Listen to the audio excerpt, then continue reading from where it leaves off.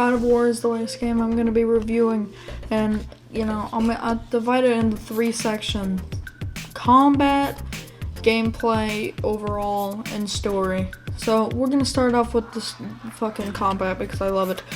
The Valkyries are really, really hard, and they're pretty much the hardest boss in the game, yeah. So defeating one of them, I've only defeated one. I haven't played it in a while, but I have defeated one before. Really, really feels good, like it really feels good. You can do some badass shit in this game.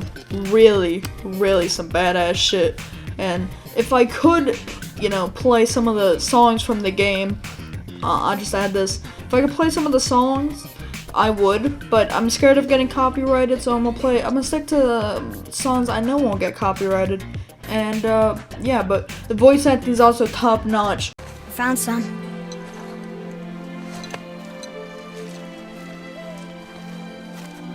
Get in the boat, boy. I don't know how video games sound like this. I wish if all video games sounded like this, I'd play a lot more AAA titles. But not a lot of people have as good as voice acting as God of War, which is unfortunate. Now it's time to talk about gameplay overall. Gameplay is probably the most important part of games. It's the point, you're playing that all the time. You're not always in combat, you're not always in the story, but you're always playing the game, hopefully, And I think that, in my personal opinion, the gameplay of God of War is very, very cool. One thing I love about God of War is how you feel like fucking Kratos. You're weighed down and heavy.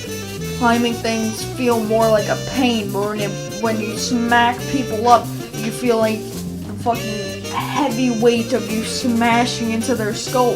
That probably has to do with the PS4 controller and its vibrations, making the game even more immersive than it already is, but still, it's a part of the game, and I have to include it.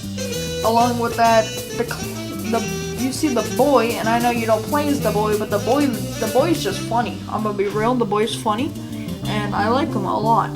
The boy's cool. So, gameplay is very top-notch. It has some design flaws. First of all, I don't like the tacked on RPG elements with the fucking armor. I do not like the fast travel system. Why can't I just open my map and teleport? That works for every other game. Why do I have to travel through this door? It's annoying.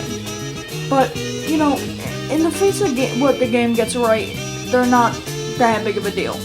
It's fine. It's whatever. So that concludes the short section of gameplay. Hey, you sir. I know you're watching this video when you're at least 3 minutes in. I want you to know that I put a lot of effort into this, and I know that it is free, and you can change your mind. So if you could hit that subscribe button, and that way I'll keep making content or some shit, even though I know that's a lie. Thank you. Alright, it is time for the grand frontier of God of War, the story. The thing that a lot of people like to point to as the reason that everyone likes God of War, the story. Well, what do I think of the story? I think the story is actually pretty damn good. The gripping atmosphere of the game heavily contrasts to what you would think out of a God of War game. Because remember, God of War was a game where you would beat the fuck out of Olympus God for 5.5 hours. Now the game has a fucking 100-something hour story that is beautiful, where you have to climb a mountain with a boy. And it is beautiful. I love the game on this frontier, and I don't have much to say about it besides to go and buy God of War yourself and play the story. It's the best part about this game, in my opinion, and I think everything that God of War is built upon is the story.